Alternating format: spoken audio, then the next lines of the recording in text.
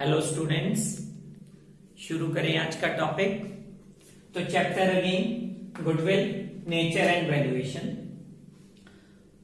आज का टॉपिक के अंदर हम कवर अप करेंगे टाइप्स ऑफ गुडविल और उसके बाद directly numerical questions under method for the valuation of goodwill. तो remember there goodwill is of two types. One, it is called purchase goodwill. Second one, it is called self-generated goodwill. So two types of goodwill: purchase goodwill, self-generated goodwill. We must be familiar with both types, and it will be helpful to us in dealing it with future chapters, like other chapters of partnership. So let's start with first type of goodwill, which is called what? Purchased goodwill. So what is purchase goodwill? Purchase goodwill is that goodwill for which the firm has paid consideration and money. So again, purchase goodwill is that goodwill for which the firm has paid consideration in cash or kind. यानी money must be paid for it, equivalent value must be paid for it, and that may be paid either in cash or in kind. Kind means नगद पैसे देने की बजाय उसके बदले में कोई चीज दे दी, सपोज गुड्स दे दिए, फर्नीचर दे दिया, तो that is called payment in kind. तो purchase goodwill is that goodwill for which consideration must be paid, and it may be paid in cash or it may be paid in kind. Whenever a running business is purchased, अब ये question arise होता है कि भाई कब पैसे दिए जाते हैं गुडविल के लिए, तो उसको समझने के लिए ये सेंटेंस इंपॉर्टेंट है. Whenever a running business is purchased and the amount paid as purchase consideration is more than the value of net assets, that is assets minus liabilities, the excess amount paid is called what? Purchase goodwill. अब बच्चों ने कहना sir हमें समझ नहीं लगा, तो इसको ध्यान से समझना. With example I am going to describe it. For example, मैं किसी रनिंग बिजनेस को परचेज करना चाहता हूं. मान लो Mr Ram, he is running his own business and he is ready to sell his existing running business, और मैं उसके बिजनेस को खरीदना चाहता हूं. अब यदि वो रनिंग बिजनेस है तो नेचुरली उसकी कुछ एसेट्स भी होंगी और कुछ लायबिलिटीज भी होंगी. मान लो राम के बिजनेस के पास एसेट्स हैं of ₹1 lakh and liabilities are of ₹40,000. अब यदि मैं रनिंग बिजनेस टेक ओवर करूंगा तो वो एसेट्स भी मेरी और लायबिलिटीज भी मेरे को देनी पड़ेगी. तो उसके बिजनेस की एक्चुअल वैल्यू क्या है? तो उसको कहते हैं नेट एसेट्स. और नेट एसेट्स कैसे कैलकुलेट करते हैं? Assets minus liabilities. तो हमने कहा उसकी एसेट्स हैं 1 लाख की और आउटसाइडर्स लायबिलिटीज है 40,000 की. तो एसेट्स 1 लाख में से 40,000 माइनस कर दिया तो नेट एसेट्स की अमाउंट आ गई 60,000. यानी उसके बिजनेस की एक्चुअल वैल्यू 60,000 बनती है. But we have contracted with that party business for a purchase consideration of say 80,000. Business की वैल्यू कितनी बनती थी? 60,000. बट सौदा कितने में हो रहा है? एग्रीमेंट कितने में साइन हो रहा है? That agreement, that contracted amount, it is called purchase consideration. अब परचेज कंसिडरेशन कितना डिसाइड हुआ? बिजनेस की वैल्यू बनती है 60,000, लेकिन वो पार्टी मांग रही है हमसे कि भाई मैं तो 80,000 का बिजनेस दूंगा, and we are agreed to pay this excess amount of 20,000. Value कितनी बनती थी? 60,000, 60,000, और कंट्रैक्ट कितने में साइन हो रहा है? 80,000 में. तो purchase consideration is 80,000, net assets are 60,000. तो excess of purchase consideration over net assets, it is called purchase goodwill. तो यहां पे वो परचेज गुडविल की अमाउंट कितनी बनी? How much amount we are ready to pay excess? 20,000. तो ये 20,000 जो एक्सेस में आया, इसे हम क्या बोलते हैं बेटा? Purchase goodwill. And accounting standard 26 says purchase goodwill must be recorded in the books as an asset. और इसको बैलेंस शीट की एसेट साइड में रिकॉर्ड भी किया जाता है। रहेगा कब जनरेट होती है? जनरली जब हम रनिंग बिजनेस परचेज करते हैं। तो hopefully you are able to understand. एक बार फिर से इस मीनिंग पे आओ। यहां पे हमने लिखा था whenever a running business is purchased and the amount paid as purchase consideration is more than the value of net assets. Net assets कैसे निकालते हैं? Assets minus outsiders liabilities and the excess amount paid is called purchase goodwill. अभी जो हमने example ली उसके अंदर excess amount हमने कितनी पे की थी? 20,000. तो that will be called what? Purchased goodwill. Got it? आगे चलो बेटा। सेकंड पार्ट है self generated goodwill. This is second type. ये भी समझना बहुत इंपॉर्टेंट है क्योंकि इसकी जरूरत आगे वाले चैप्टर्स में, क्वेश्चंस में बहुत पड़ेगी। तो सेल्फ जनरेटेड गुडविल कौन सी है? It is that amount of goodwill for which no consideration is paid either in cash or in kind. तो फिर ये है कि यदि हमने कुछ पे ही नहीं किया तो फिर ये अराइज कैसे होती है? तो ये अराइज होती है, उसके लिए आगे बढ़ते हैं। It is an internally generated goodwill. कैसे जनरेट होती है? इंटरनली। तो वो कब कब होती है? उन सिचुएशंस को हम डिस्कस करेंगे। तो it is internally generated goodwill which arises due to many factors. Like एक हमने किया था factor affecting goodwill previous lecture के अंदर, उसी के अंदर था एफिशिएंट मैनेजमेंट। तो जिस बिजनेस की मैनेजमेंट एफिशिएंट है उसका प्रॉफिट भी ज्यादा है। अब उस बिजनेस को हम खरीदेंगे तो naturally due to higher profit they will demand for excess amount. तो जितनी एक्सेस पे करेंगे that will be called goodwill. लेकिन वो कौन सी गुडविल होगी? Self generated goodwill. तो एफिशिएंट मैनेजमेंट के कारण, आइडियल लोकेशन के कारण, नेचर ऑफ बिजनेस के कारण, रिस्क एसोसिएटेड के कारण इस सेल्फ जनरेटेड गुडविल की वैल्यू कैलकुलेट होती है। लेकिन इसमें एक रूल है, as per accounting standard 26 self generated goodwill is not recognised as an asset. इसलिए इसके लिए वर्ड गुडविल अकाउंट यूज नहीं किया जाता, रादर इसकी एडजस्टमेंट एंट्री पास की जाती है। और उसका लॉजिक क्या? जब भी रेशियो चेंज होगी तभी ये सेल्फ जनरेटेड गुडविल कैलकुलेट होती है। Whenever economic relations among the partners are changing, at that time self generated goodwill is calculated. और इसको बुक्स के अंदर रिकॉग्नाइज नहीं किया जाता, रिकॉर्ड नहीं किया जाता, एडजस्टमेंट एंट्री के थ्रू इसको सेटल किया जाता है। और purchase goodwill it is duly recognized as an asset and it is shown on the asset side of the balance sheet. Hopefully you are able to understand. Okay बच्चों, तो चलो शुरू करते हैं numerical portion. Book again TS Grewal, back exercise, page number is 3.29। Remember for the valuation of goodwill, मैंने title भी लिखा है methods for the valuation of goodwill. 3 method हैं हमारे सिलेबस के अंदर। कौन कौन से? एक एवरेज प्रॉफिट मेथड, आज हम इसी को कंप्लीट करेंगे, इसके कुछ एस्पेक्ट्स। एवरेज प्रॉफिट मेथड, दूसरा सुपर प्रॉफिट मेथड और तीसरा कैपिटलाइजेशन मेथड। वैसे इसके और भी है मेथड, बट सीबीएसई के अंडर हमारे सिलेबस में ये 3 मेथड है।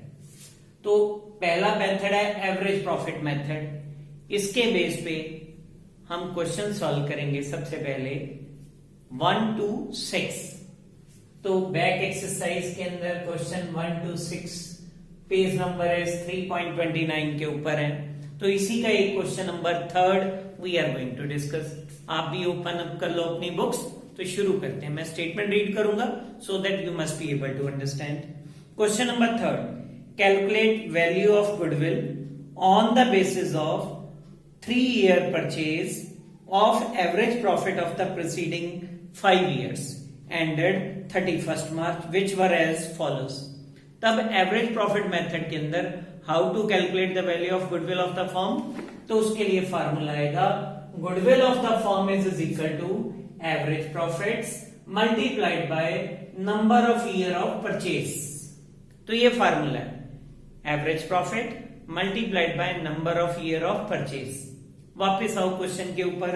स्टेटमेंट के अंदर फर्स्ट लाइन में ही बोला था, calculate value of goodwill on the basis of 3 year purchase.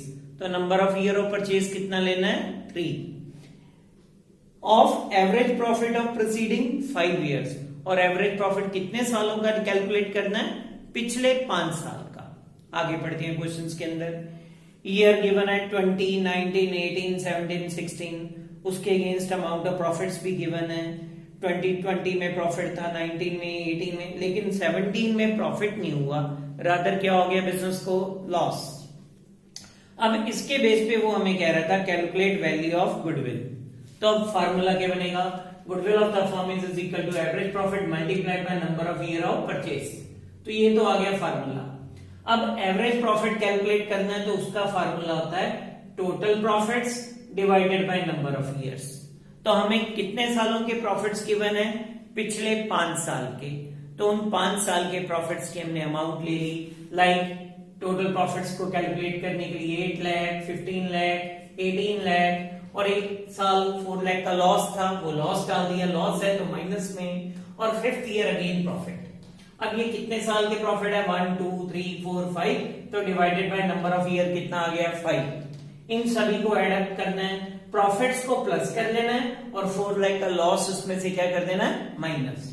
तो सारे प्रॉफिट्स को ऐड किया, लॉस को माइनस करके टोटल प्रॉफिट आए 5 लाख, डिवाइडेड बाय 5 किया तो हमारे पास एवरेज निकल आई। How much?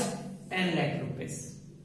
अब ये एवरेज प्रॉफिट आ गया, इसको गुडविल वाले फार्मूले में इंप्लीमेंट कर देना है, फिल कर देना है। Average profit goodwill of the firm is equal to average profit multiplied by number of year of purchase. तो एवरेज प्रॉफिट की बजाय आ गया 10 lakh, number of year of purchase given था 3, तो 10 lakh multiplied by 3, answer will be 30 lakhs। Getting? Quite easy. तो इसको समझने में भी कोई दिक्कत नहीं आएगी। इसी के बेस पे you will be able to solve question back exercise के अंदर 1 to 6 आराम से हो जाएंगे। 1 to 6 क्वेश्चन। अगला हम टॉपिक उठा रहे हैं, जो करेंगे इसी के अंदर एवरेज प्रॉफिट मेथड है, but with past adjustments. Past adjustments के अंदर क्या होता है? कोई एरर या ओमिशन की होती है, तो it is also required to be rectified, तो उसको एडजस्ट करना पड़ता है। तो पास्ट एडजस्टमेंट्स के अंदर याद रखना, जब हमने एवरेज प्रॉफिट निकालना है तो एवरेज प्रॉफिट्स के लिए जो प्रॉफिट्स लेने होते हैं बेटा, वो हमेशा नॉर्मल ट्रेडिंग प्रॉफिट्स लेने होते हैं। लेकिन क्वेश्चन के अंदर जब हमें गिवन प्रॉफिट्स होंगे तो उसमें या तो कोई नॉन ट्रेडिंग इनकम ऐड होगी, तो या कोई non trading loss already minus हो चुका होगा। तो रूल क्या? हमने प्योरली ट्रेडिंग एक्टिविटी से प्रॉफिट लेना है, और बाई चांस उसमें कोई non trading profit, abnormal profit included है तो उसको क्या कर देना है? माइनस। और कोई अब नॉर्मल लॉस माइनस कर चुके हैं, नॉन ट्रेडिंग लॉस माइनस कर चुके हैं, तो उसको क्या करना है? प्लस। ये रूटीन का आइटम को याद रखना, नॉन ट्रेडिंग इनकम तो उसको माइनस, और नॉन ट्रेडिंग लॉस तो उसको प्लस। और यदि कोई रूटीन का बिजनेस एक्सपेंस है जो अभी तक माइनस नहीं किया, जिसको माइनस करना चाहिए था, तो उसको अब माइनस कर देंगे ताकि करेक्ट प्रॉफिट आ जाए। तो इसी के बेस पे हम जब क्वेश्चन डिस्कस करेंगे, then you will be able to solve from question number 7 to 13 of back exercise. 7 to 13 के बीच में से कोई 2 क्वेश्चन मैं करवाता हूं। तो एक क्वेश्चन नंबर मैं करवाने लगा हूं बेटा आपको, क्वेश्चन नंबर 10, पेज नंबर है 3.30। तो let's see what is given in the question. तो मैं स्टेटमेंट रीड करता हूं। क्वेश्चन नंबर 10 में गिवन है, Arun and Bharat are partners sharing profits in the ratio of 3:2. They decided to admit Manu as a partner from 1st April 2020 on the following terms. तो क्या terms and condition agreement की? Number 1, Manu will be given 2/5 share of profit. तो उस firm का जितना future profit होगा उसमें से इसे हिस्सा मिलेगा 2/5. Next, goodwill of the firm B valued at 2 year purchase of 3 years normal average profits of the firm. Normal average profit मतलब वो प्रॉफिट जिसमें से एबनॉर्मल इनकम या एबनॉर्मल लॉस एड लेस हो चुका हो। तो अब गुडविल ऑफ द फर्म के लिए फार्मूला क्या बनेगा? तो वो फार्मूला ये रहना, goodwill of the firm is equal to average profit multiplied by number of year of purchase. ये फैक्ट फार्मूला है जिसको हम आगे वाले क्वेश्चंस में भी अप्लाई करेंगे। डन। और एवरेज प्रॉफिट को निकालने के लिए ये फार्मूला है जिसको हम अप्लाई करेंगे बस। तो अब क्वेश्चन में आगे चलते हैं।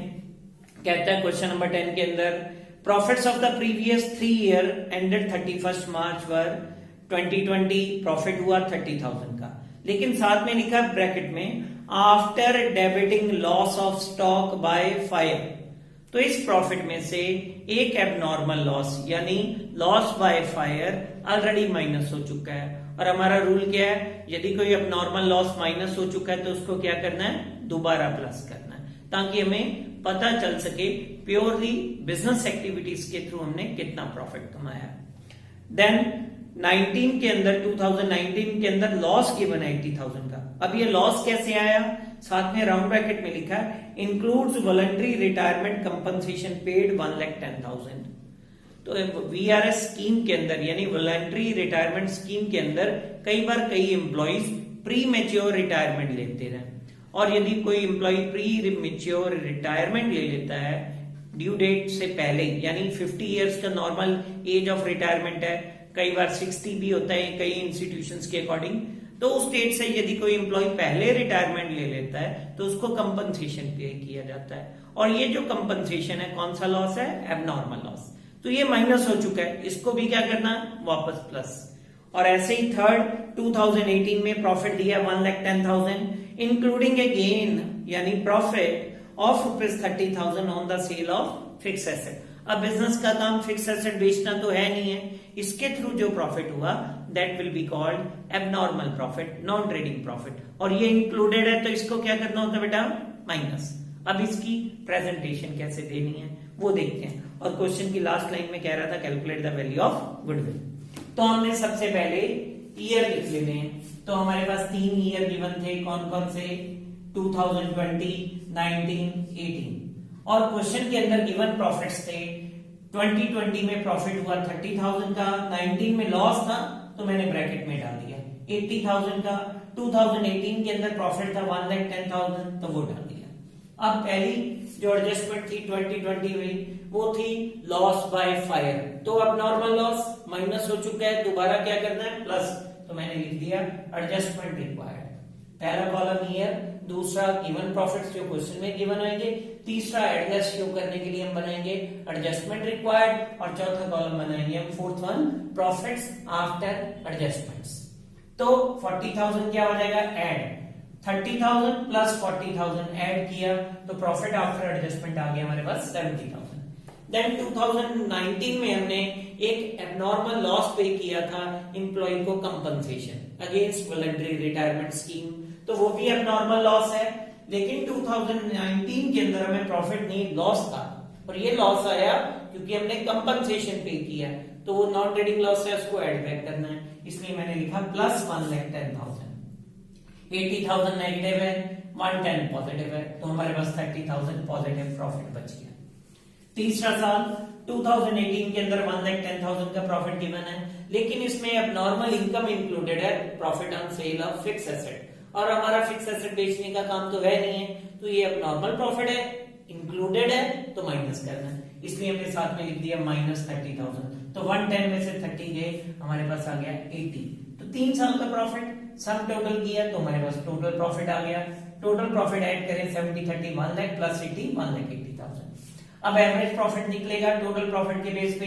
फार्मूला एवरेज प्रॉफिट का, total profit divided by number of years. तो average profit is equal to total profit हमने यहां से पिक किए 1,80,000। नंबर ऑफ ईयर कितने साल है, 1, 2, 3, तो 3 से डिवाइड किया, एवरेज प्रॉफिट निकल आया 60,000 रुपीज। अब गुडविल को कैलकुलेट करने का formula, goodwill of the firm is equal to average profit multiplied by number of year of purchase. Average profit we have already calculated 60,000, और number of year of purchase question के अंदर given है। Just see second adjustment, goodwill of the firm will be valued at 2 year purchase, तो number of year of purchase कितना given है, 2, और average profit of preceding 3 years, तो average profit निकला है 60,000 मल्टीप्लाइड बाय 2 किया तो आंसर विल बी 1,20,000। ये हो गया आपका क्वेश्चन नंबर 10। एक क्वेश्चन, क्योंकि ये क्वेश्चन 7 to 13 है, तो एक क्वेश्चन हम और करते हैं, दैट इज क्वेश्चन नंबर 12। तो come to the statement of question number 12। 12 के अंदर कह रहा है बेटा सुमित परचेज्ड अमित's बिजनेस, तो सुमित ने अमित का बिजनेस परचेज कर लिया on 1 April 2020।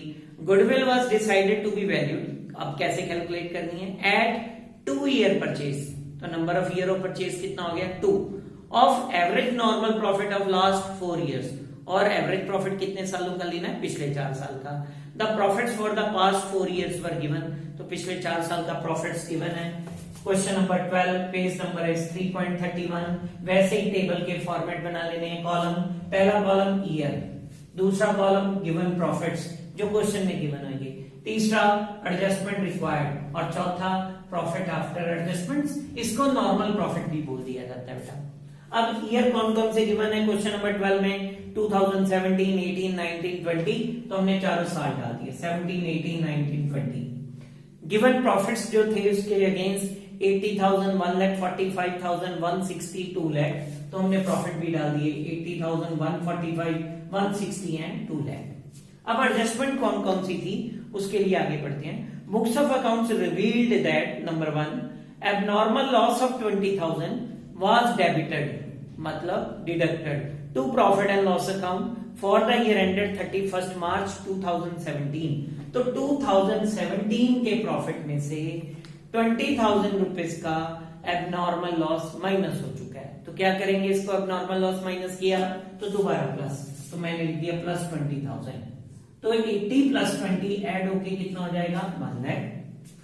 Next adjustment, a fixed asset was sold in the year ended 31st March 2018 and profit on sale rupees 25,000 was credited to profit and loss account, and profit on sale of fixed asset abnormal income है, और ये profit and loss में include की हुई है। Abnormal income, non trading income add की है तो उसको क्या करना है माइनस, तो हमने ये 1,45,000 में से 25,000 की एबनॉर्मल इनकम माइनस की, 145 माइनस 25,000, तो रिमेनिंग प्रॉफिट आ गया 1,20,000।